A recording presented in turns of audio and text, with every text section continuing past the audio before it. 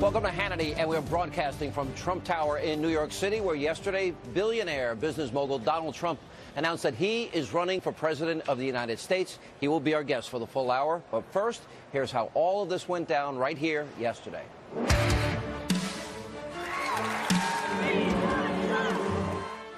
Our country needs a truly great leader. And we need a truly great leader now. We need a leader that wrote The Art of the Deal. We need a leader that can bring back our jobs, can bring back our manufacturing, can bring back our military, can take care of our vets. Ladies and gentlemen, I am officially running for President of the United States, and we are going to make our country great again. Joining us now for the full hour is 2016 GOP presidential candidate Donald Trump. Mr. Trump, here we are at Trump Tower. Big day yesterday. It's been a great building. It's been a lucky building for me, so let's see what happens, Sean. Great to have you. You started out yesterday saying our country is in serious trouble. I agree with you. How bad do you think it really is?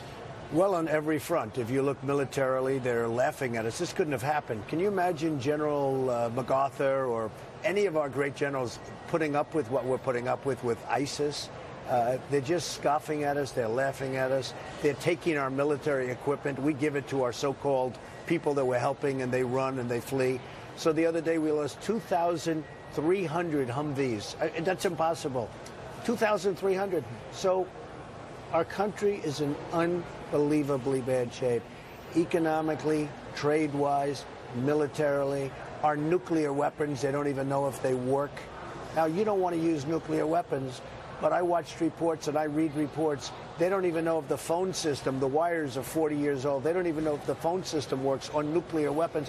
What we're doing, we're becoming like a third world country. So we need help. And, you know, I've been telling you, and I've been saying it to everybody, politicians are never going to bring us to the promised land. They're all talk and no action. You said that Nothing yesterday. gets done. All talk, no action.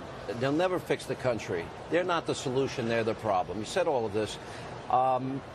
Is there anybody that is running? You're running as a Republican. You'll be competing against them. Is there anybody that impresses you? I think some of the Republican governors have done good jobs. They have taken deficits to surpluses.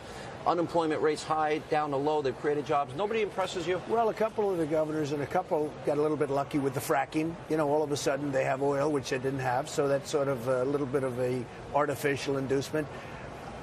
I don't want to be nasty to people in my own party. I don't want to really get into that. There are a lot of people that are running that should not be running. You know that, and I know that. I know this. I built an unbelievable company, international, all over the world, released my financials yesterday. And I'm not bragging about financials. I don't want the last person that actually wants to do that is me. But I released about $9 billion of the finest real estate in the world with very little, almost no debt. A great, great company. Again, all over the world. I deal with people all over the world. I beat China in so many different things. I beat people. I win. How did you beat China? Well, let me just explain first. So this is the mindset that our country needs. We have people that don't have a clue. We have a president that doesn't have absolutely, I mean, he's possibly incompetent when it certainly comes to running something, namely a country. And you look at what's going on. You look at how China is beating us so badly in trade. You look at how Mexico, what they're doing to us on the border, what they're doing to us in trade, the way they're taking all of the car companies and they're all going to Mexico. And they make cars and they send them into this country. Well, Mexican workers are the ones doing the work. And yet we're buying the cars in this country, no tax, no nothing. And Detroit has lost half its population. And Detroit is totally bulldozing dying. Neighborhoods. Detroit is dying. Yeah. And you just say, why is this good? Where is it good? They don't have a clue, Sean. So I love my company. I love my family. They're all saying, Dad, you know, your whole life is going to change. I love my life. I love what I do. And you have to love what you do to do it well. But the fact is that it was, for me, it was time. I cannot stand by and watch the gross incompetence of running something like our country's not going to be here. We're not going to have a country. You take a look at the southern border. We have guards standing there. We have border patrol. People are walking right in front of them into the country. And believe me, and I'm all for, I love Mexican people. I have great friends from Mexico. They can't even believe what is going on and what they get away with. You said Mexico's not our friend. You said you would build a fence. Nobody could build a better fence than Donald Trump. A wall. A wall. And you said that basically we become the dumping ground for the world, that they're sending people here that we don't want. Some people got critical of that. It's not about... A little bit critical. I'm not knocking anybody. I'm saying this. You're talking about illegal immigration. Hey, if I were doing Mexico, I'd be sending the killers, the drug dealers, the rapists.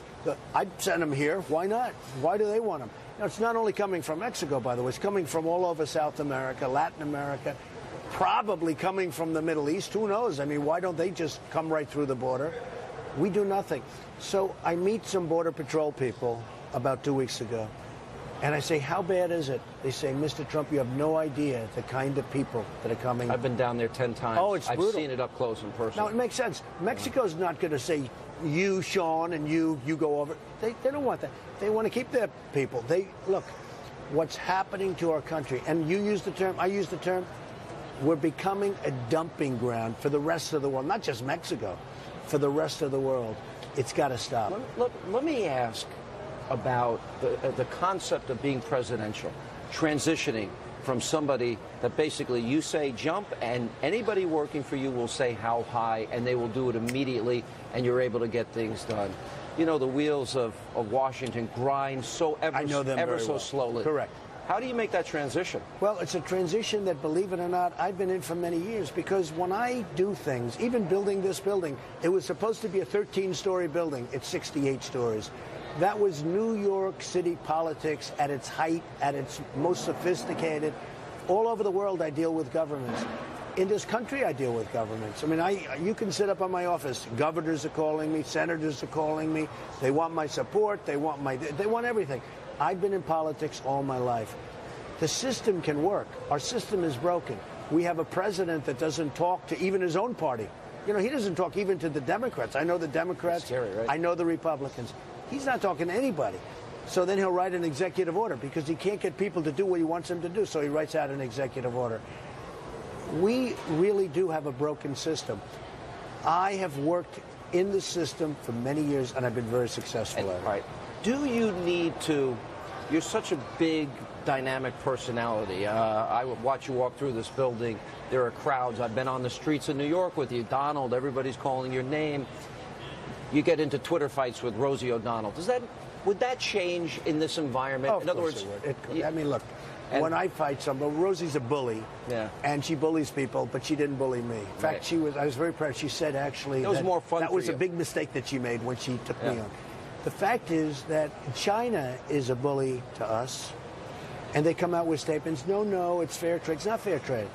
They send their stuff here, we send over there, we pay tax, and we pay tariffs, and we pay all sorts of things. It's not fair.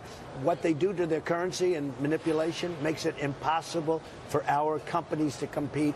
What's going on with China, what's going on with Japan, what's going on with Mexico, what's going on with every country. I'll give you an example. Saudi Arabia makes $1 billion a day. We're protecting them. Why aren't they taking care of us? Why aren't they? And you mark my words. You know, I predicted the Iraq war better than anybody. I said in 2004, check it out, Reuters, don't do it, you'll destabilize the Middle East, and the bad guys will take over the oil, including Iran. Okay? There were bad guys there, in fairness, too. No, the bad guys, they were bad anyway. Yeah. But ISIS took over the oil, and so did, by the way, so did Iran. I mean, Iran now is meeting with Iraq to merge. You see what's happening. We spend $2 trillion, thousands of lives, wounded warriors, and now Iraq is over in Iran trying to work out some kind of a merger. It was a terrible thing. Once we did it, however, we should have stayed there at least. I mean, the mistake that Obama made was really just getting out. But I will say this. We are a whipping post. We are a laughing stock as a country. We're not respected anymore. And that's why I decided to run for president, because I don't want to take it anymore. You're a Republican. Let's say you didn't win the nomination. You wouldn't go third party. You'd support the eventual nominee. Oh, so many people want me to go third party. No, my inclination would never be You want to be a Republican. I would. You would support the Republican. I'm a conservative Republican. But you're in this to win. I'm in this to win. Is Donald Trump in any way going to be any different on a campaign trail, knowing, look, you saw the New York Daily News today. They want to take you down Meaning the there are good news people. about the New York, it's a failing newspaper. You know, they're trying to sell it. Right. Nobody wants to buy it. It loses like 25, 30 million a year. I love that stuff. I love seeing bad newspapers fail. And that's a bad newspaper. I like to see good. Look, New York Post was fantastic. Do you agree with that? I agree. Daily Totally. News, they want to sell, so they do a caricature. But the Daily News is such a failing enterprise. I love seeing it. I love it. All right, we got to take a break. We'll get very specific. We'll talk about ISIS. We'll talk about Putin. We'll talk about China. We'll talk about the economy. Things are just getting started. Donald Trump will be here for the entire hour. And coming up, we'll ask him, how will he fix President Obama's foreign policy failures? That's next as we continue, and much more straight ahead. I will stop Iran from getting nuclear weapons. And we won't be using a man like Secretary Kerry that has absolutely no concept of negotiation, who's making a horrible and laughable deal. All right, that was Donald Trump yesterday talking about how he'd deal with Iran if elected president. We continue now from Trump Tower. If you're president and Iran is on the verge of getting a nuclear weapon, what would you do? Well, first of all, it wouldn't be there. I would certainly right now double up and triple up the sanctions. I mean, we take the sanctions off. We're actually paying them hundreds of millions of dollars. We're releasing funds to them. And they probably can't even believe it. And I remember the person in State Department, Harth. She's saying, well, we don't want to complicate it. We don't want to have one thing that has nothing to do with the other. We're paying them hundreds of millions of dollars. I mean, tremendous amounts of money during the negotiation. Why would you do it during the negotiation? You wait. We take off the sanctions. I would do the opposite. I would double up and triple up the sanctions. They don't want to negotiate. I have a feeling it's like me in a deal. I wrote The Art of the Deal. Sometimes you don't know if you want to make a deal. It's called tapping. You tap, tap, tap. You tap them along. Right. They're tapping us along right now. Did you ever see a deal take so long? This deal has been going on forever. And it'll be extended beyond June. It's a very bad deal for our country. Here's a question I want to ask you. And we're not negotiating from strength. They're the number one state sponsor of terror. They're fighting a proxy war against Israel and the Saudis simultaneously. They said in the middle of these negotiations that the destruction of Israel is not negotiable. They were chanting death to America, and they were yelling at John Kerry, our Secretary of State, and they're still at the table with them. And you're right. They'll get a $50 billion signing bonus to build more weapons. And they're getting How do you analyze the mindset of a president that would even sit down with them? Well, I call him the 5-for-1 president. We get Sergeant Bergdahl, a traitor. They get 5 killers that they desperately want, and leaders that are right now on the battlefield trying to kill everybody, including us, okay? A 5-for-1. Who would make that deal? It's the same thinking. You know that. It's different, but it's the same thinking. We get Bergdahl. They get 5 guys that they want. So you have to double up, triple up the sanctions. But if they're on the verge, you would take it out. If they're on the verge. Let me explain before you get there. Okay. Because certainly you wouldn't want to do that unless it's absolutely necessary. Right. You cannot let them have a nuclear weapon. Under any circumstances. Under any circumstance. You cannot let, from the standpoint of us and from the standpoint of Israel, you cannot let them have a nuclear weapon. I believe they're right now delaying everything because they're doing and they're developing. You know, once they have it, we can't talk the same way. It's a whole different ballgame. But I believe they are tapping us. I believe they're doing a lot of things. Because I say to myself, how can it possibly take this long to make a deal? Mm-hmm. And you remember the last time I was with you. 1 day, 2 days, maybe a week. This is going on forever. It's going on forever. They have these long delays in between. I'll say this, it's a terrible deal for us. It's a terrible deal for Israel. It's a deal that shouldn't happen. And Sean, we're negotiating from weakness. Their negotiator goes back home and they celebrate him in the streets of Iran. They laugh at us. Obama makes a statement and they call him a liar. They say that's not the deal. And it turns out that they're right. We have people that are rank amateurs. And Kerry, who's a nice guy, he's not a negotiator. And then he goes into a bicycle race at 72 or 73 years old, and he breaks his leg. Let me talk about your foreign policy experience. You talked about that you think you'd be able to get along with Vladimir Putin. Have you had any contact with him? Yes. Explain. So I was there 2 years ago. We had a tremendous success with the Miss Universe contest. I own Miss Universe, Miss USA, all of that. And it does great. It's on NBC, but that's okay. But it does fantastically well. And 2 years ago, we had it in Moscow. And it was a tremendous success. And I got to meet everybody. Do you talk I got to meet all, I don't want to say, but I got to meet all of the leaders. I got to meet everybody was there. It was a massive event. And let me tell you, it was tremendous. We can get along. Let me tell you, Putin truly hates Obama. He thinks he's terrible. He thinks he's arrogant. He thinks he's just terrible. Did he tell you that? I don't want to say. He hates Obama, and Obama hates him, in all fairness. What would you have done about Crimea and Ukraine? I would have put us in a position where we're respected enough that maybe it wouldn't have happened. Let me tell you what I also would have done. Germany and all these countries, Germany's doing a lot better than we're doing. Isn't it their battle more than ours? Why aren't they more involved? Why are we fighting so hard?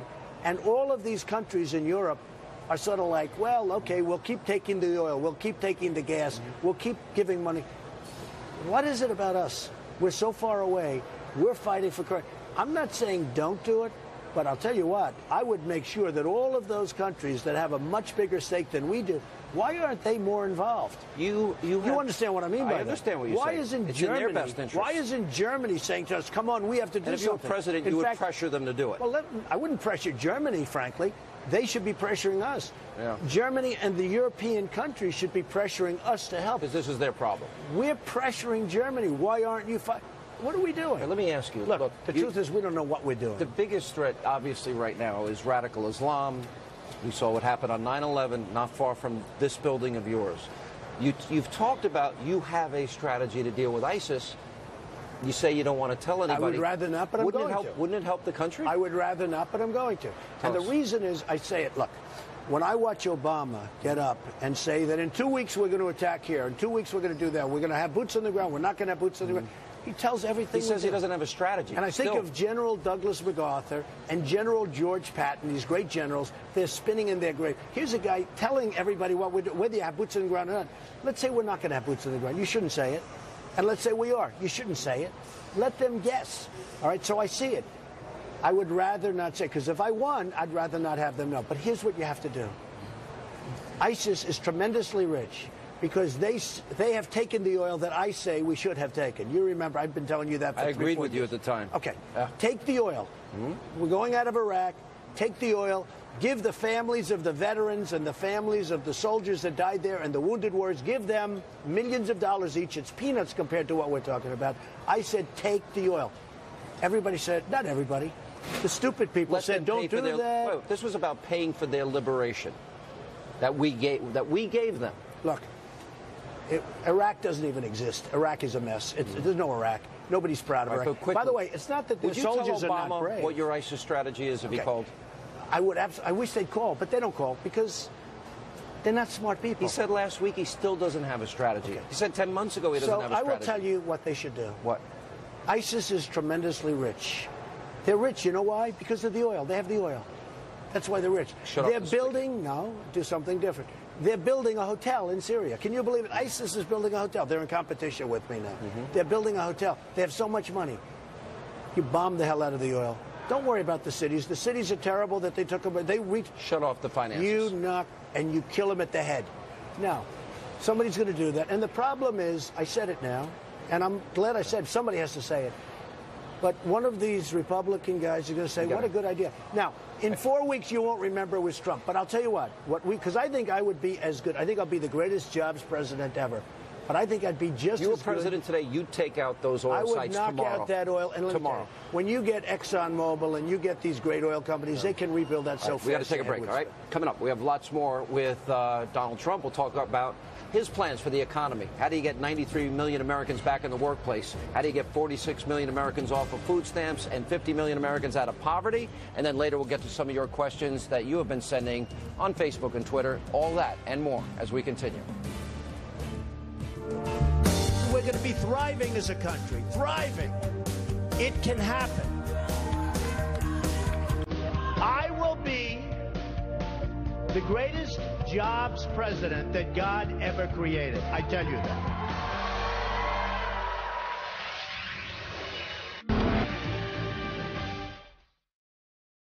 We have people that aren't working. We have people that have no incentive to work. But they're going to have incentive to work. Because the greatest social program is a job. And they'll be proud, and they'll love it, and they'll make much more money than they would have ever made. And they'll be doing so well, and we're going to be thriving as a country. Thriving. It can happen. I will be the greatest jobs president that God ever created. I tell you that. As we continue for the hour, we're joined by 2016 GOP presidential candidate Donald Trump. You, in your speech yesterday, mentioned something I talk about a lot. There are a lot of Americans suffering. Right. 93 million out of the labor force, 46 million on food stamps for 40 months or longer, 50 million Americans in poverty. You say you'd be the greatest jobs president. Let's get specific. How will you create those jobs? And by the way, our gross domestic product was just announced. We're less than zero. It's unheard of. Well, we're negative less growth. than zero. Yeah. I mean, what's going on is unbelievable. So, what's happening? Other countries have taken our jobs.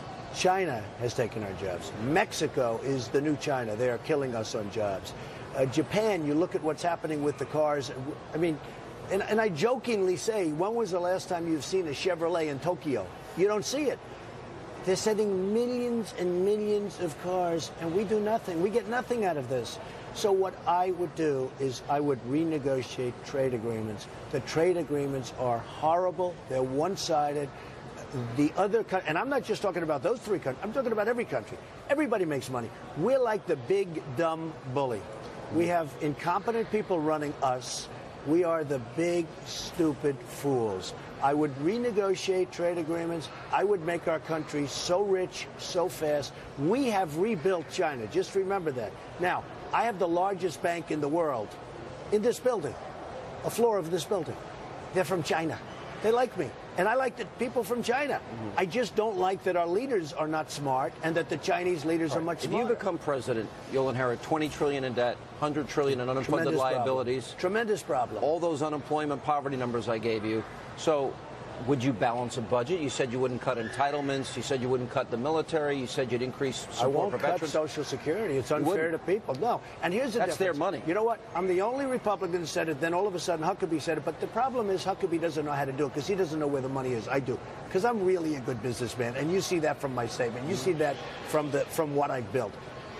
Nobody knows how to do this. I know how to do it. We have to take it away and take it back from all of the countries that have just ripped us, and they're just tearing the money out of our pockets. We have to bring jobs back to our country.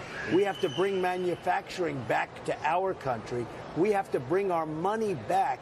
We have tremendous potential in this. But you know what, John? If it's not done soon, if we go another 4 or 5 or 6 years like this, we're never going to be able to bring it back. Would you insist on a balanced budget as president? I would insist on it relatively soon.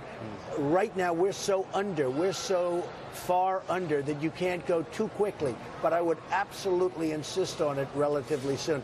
And I would make deals that would be so good and fast. The other thing is, I know all the smart people.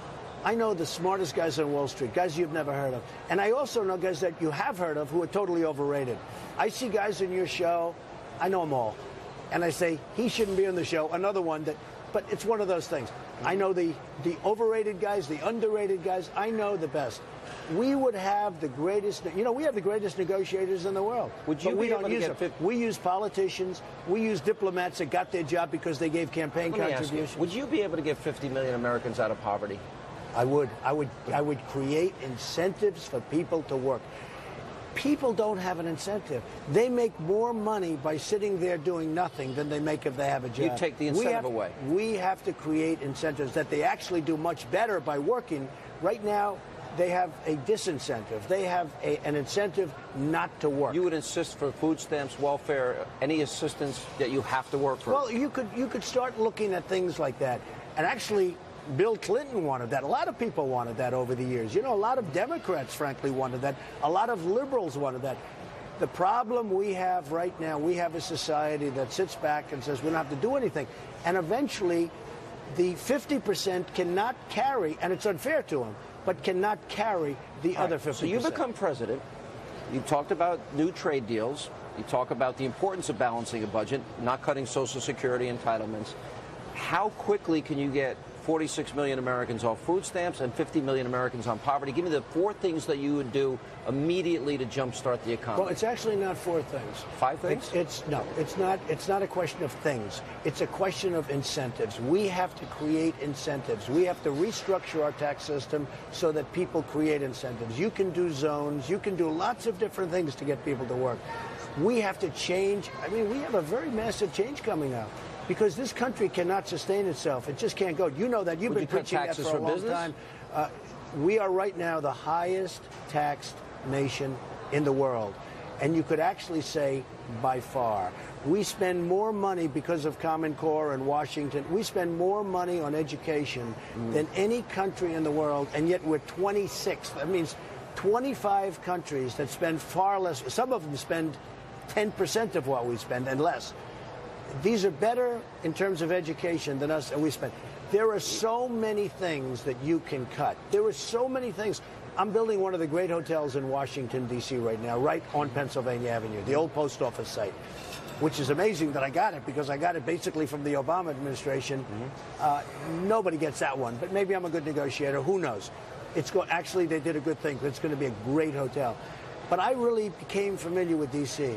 and the kind of waste and the jobs.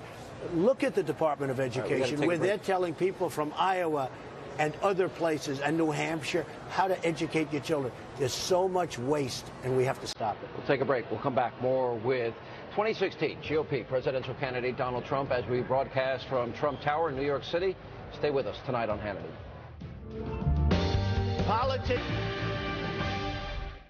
Politicians are all talk, no action. Nothing's going to get done. They will not bring us, believe me, to the promised land. I watch the speeches of these people, and they say, the sun will rise, the moon will set, all sorts of wonderful things will happen, and people are saying, what's going on? I just want a job. Just get me a job. I don't need the rhetoric. I want a job. Welcome back to Hannity. We continue for the hour with 2016 GOP presidential candidate Donald Trump. All right, short segment, quick answers. Okay. Let's go through some social issues. You are pro-life. Yes. Rape, incest, mother's life, yes, exceptions. Exactly. Okay. Gay marriage.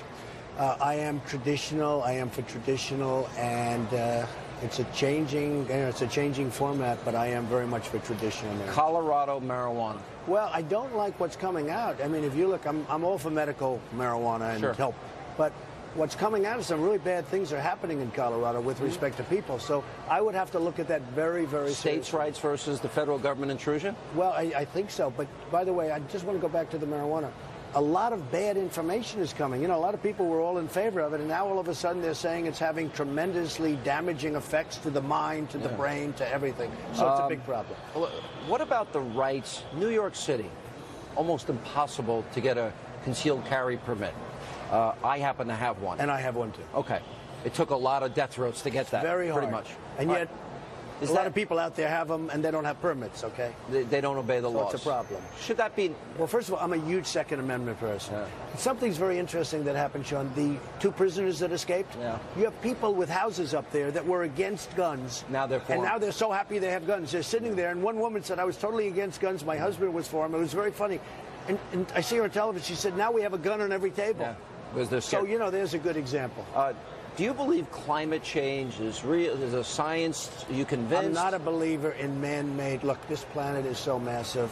And when I hear Obama saying that climate change is the #1 problem, it is just madness. And by the way, it started as global cooling. I mean, we went to global warming, global cooling.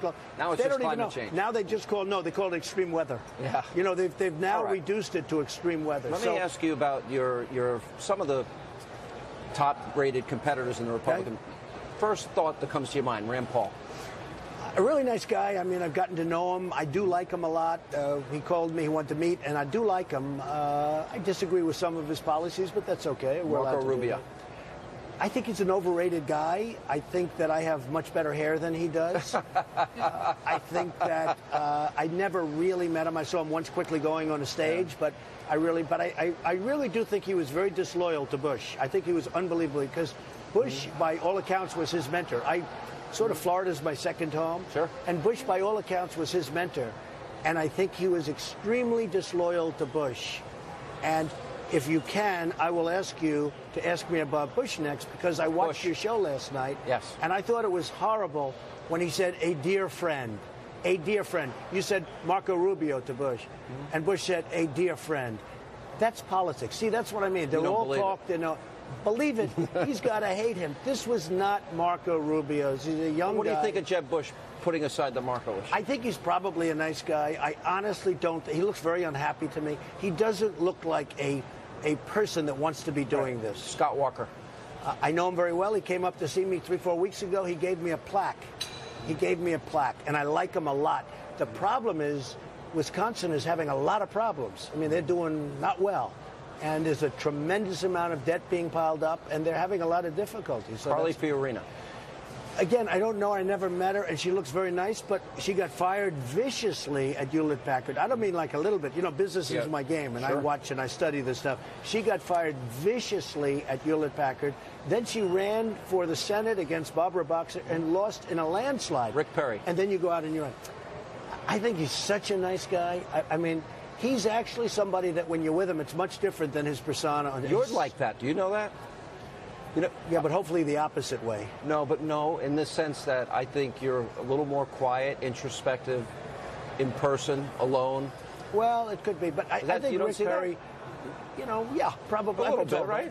Actually, I'm a nice person. A lot I people don't know that. You know, I give a lot of money to charities. I love good things, but I will say this. I want to ask you the most important. Rick Perry, nice guy. Yeah. I don't think he has a chance. Okay. Now, when we come back, I have the most important question to get to. Hillary Clinton, and if it's you up against her or any of these other candidates, how would you beat her? Okay. How do Republicans beat her?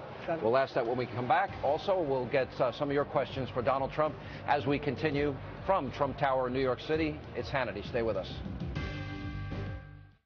Sadly,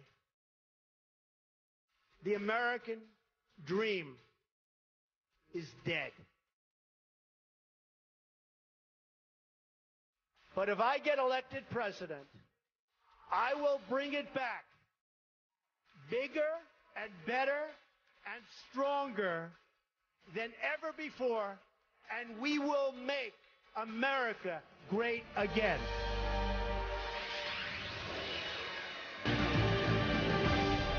All right, welcome back to Hannity, and it's time to ask 2016 GOP presidential candidate Donald Trump some questions about Hillary Clinton. All right. 57% of Americans do not find her honest and trustworthy. Do you think she's honest and trustworthy? In the past, you've donated money to her. I doubt it. I mean, look, you look at what's going on and you see what she's done between the emails and the foundations and all of the money that comes in and the speech money, and then all of a sudden lots of good things happen for the people that give over the money. So I would say, you know, look, I'm an intelligent person. I'm somebody that went to the Wharton School of Finance and did very well. So you would look at it and you would say, would Americans elect somebody with that lack of trust and honesty? You know, when I see it, it's going to be a competitive race. I can say that. It's in a way it's amazing. I think many of these Republican candidates, and I won't mention which one, I don't think they have a chance. Do you view her as a third Obama term? You've heard. Oh, it is. It's going to be a third Obama term. It's going to be. And I sort of laugh when I hear her talking about income inequality, and she's taking in all of this money. And I know where they live, and I know, you know, they live phenomenally, and the money pours in, and they talk. Now, she's gone very far to the left because she doesn't want Elizabeth Warren to come in. She doesn't want other people to come in. She's got enough problems with Sanders. But she's really going left. But I don't think that will be the end case, and I think she's going to start going a little bit more once she gets. Looks like she's going to get the nomination. Hard to believe in one sense, because I really think, hey, if that were any Republican with the emails where you delete after getting a subpoena, you get a subpoena from the United States Congress and then you delete everything, I think it's called like jail time. You know, this is the interest that she had a subpoena. She deleted 30,000, then wipes her server clean. Then we're finding emails that Sidney Blumenthal are handing in that she was supposed to have handed over back in 2012. And this is what bothers me about the Republican politicians. No. It's dead. It's a dead issue. They don't even bring it up anymore. Explain to me, why don't they bring it up anymore? It's like a dead issue. You don't even hear about it. Can you name one thing, one specific thing that she's accomplished all these years she's been in the public eye that have made people's lives better? I hear the question all the time, and I see other people trying to answer it, and you can't answer it. I'm having a lot of fun with it because I was playing the Jeopardy theme behind people. I said, all right, name one specific accomplishment of Hillary, and she's a champion of her biggest fans, and I've watched on different shows, her biggest fans are asked that question. They can't answer it. They're sitting there like, well, it's hilarious. One person said, she's a woman. Yeah. Okay? That was the best answer. What do you think of it taking money from all these countries for the foundation? And they have atrocious human rights records for women, gays, and lesbians, and she wants to be their champion. Well, it's a total conflict of interest, and it could be illegal. But at a minimum, it's a conflict of interest. Well, if they're taking $26 million from Sweden, she's Secretary of State for the foundation, and they want an exemption so they can continue to do business with Iran and not be part of the sanctions, and she grants it. If that's a conservative Republican doing it, they're gone. Jail. It's jail. How would you deal if you're the candidate with Republicans are sexist, Republicans hate poor people, Republicans want to throw Granny over the cliff, they're racist? I'll tell you what, I happen to think that this is going to be an election based on competence, not personality. Somebody said to me, do you think you have a good personality to get? I said, I don't know. People like me. You like me. I mean, people that know me like me. But I said, I'm not sure it's important this time. I think it's going to be based on competence. One thing I do is create a great society, create jobs. And I think that wins the election. One Facebook. Does Donald Trump expect to work well with Congress? This is from Maureen Drews. The answer is yes. All my life I've dealt with politicians. I know politicians better than anybody. And honestly, if you can't deal with a politician, there's something wrong with you. The fact is, Obama doesn't work hard. He doesn't deal. He doesn't deal. He signs executive orders. He doesn't even talk to his own party. You can work with politicians, including politicians on the other side. We'll take a break. Our final moments. Donald Trump makes his final pitch to you when we come back from Trump Tower. Straight ahead. All right, welcome back to Hannity. We continue with Donald Trump. Oprah Winfrey, would that really be your choice for vice president? She's a friend of mine. I was on one of her last shows with my family. She honored me the entire show, the last week. But, you know, George Stephanopoulos, who's actually a really nice guy, he asked me that question. And everybody thought he was kidding when he said it. And I was kidding. And everyone says, oh, he wants Oprah to be. Number one, it wouldn't be for Oprah. But I do like her a lot. But, you know, that was done in the form of like a little sarcasm friendly. And a joke. And I said, I'd love to have Oprah. Let's go. Because she is a friend of mine. But obviously, that's not for her. All right. One last question about the new environment that you've entered. It's unlike any deal you've ever done before. You will have access to nuclear weapons. You'll have your finger on the button. Are you ready for the onslaught, the avalanche, if you will, of criticism that will come your way? You know, I've been a very public person all my life, for whatever reason. While I've been in business, they say I'm the best-known businessman. I wrote The Art of the Deal, which was the #1 selling business book of all time, with The Apprentice, which became #1 and has continued to be a tremendous success. So I've been in the public eye, and, you know, when you talk about the nuclear button, the ones I'm worried about are the other people on the other side that have the nuclear, but don't worry about me. Worry about these maniacs that are trying to get nuclear weapons. We have to keep them, and some that have them, we have to keep that away from these people. That's really going to be, and that would be actually the better question. For every candidate, we've given them the last minute to make your pitch, why you want to be president and what you'll do as president. It's all yours. Well, the reason that I want to be president is I want to make America great again. It's very simple. That's my whole theme. That's my whole concept. We have tremendous potential. The world is ripping us off. China is taking advantage. They're taking our jobs. They're taking our money. They're taking our manufacturing. They're then loaning the money back to us and we pay them interest. That wouldn't happen with me. Mexico is a disaster at the border. People flowing through, and they're taking us economically. Japan, everybody, we're a laughingstock. That wouldn't happen under President Trump. And you want to get Americans back to work. We're going to make America great again. All right. Mr. Trump, thank you. Good to see you. Thanks so much. All right, that is all the time we have left this evening. As always, thank you for being with us. We will see you back in studio tomorrow night.